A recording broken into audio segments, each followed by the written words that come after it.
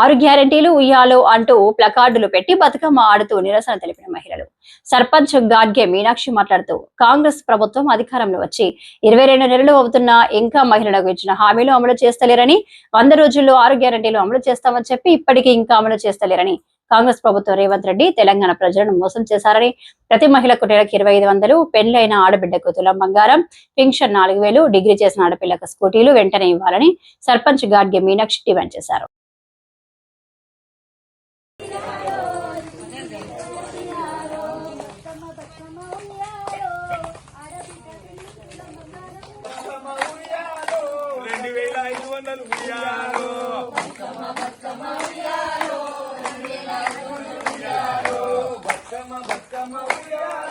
ఆడపిల్లలకు స్కూటీ ఉయ్యాలో,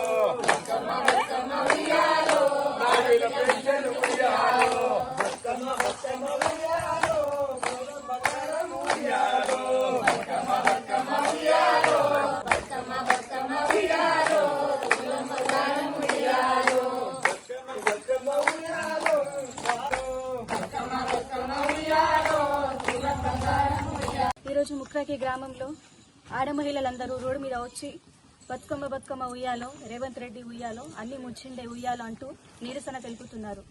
అయితే రేవంత్ రెడ్డి గారు ఇచ్చిన 6 గ్యారెంటీలో ఒక్క గ్యారెంటీని కూడా అమలు చేయలేదు.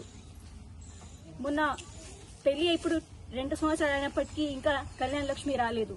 కళ్యాణ లక్ష్మి కింద 1 లక్ష 1 తులం బంగారం ఇస్తానని చెప్పారు. అది కూడా 1 లక్ష ఇచ్చి 1 తులం బంగారాన్ని ముంచారు. అదేవిధంగా 2వ హామీ అయినటువంటి డిగ్రీ చేసిన ఆడపిల్లలకు స్కూటీలు ఇస్తానని ఆశ పెట్టడం జరిగింది. అది కూడా ముంచడం జరిగింది.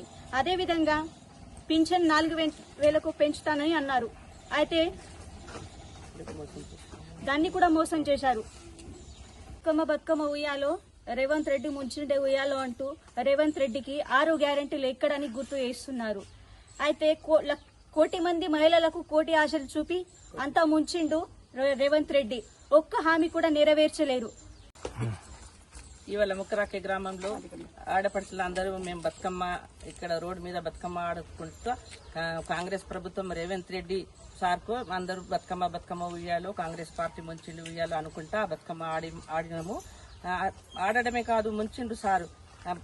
6 గ్యారెంటీలు ఇస్తామని హామీ ఇచ్చారు. 1 గ్యారెంటీ కూడా అమలు చేస్తలేరు.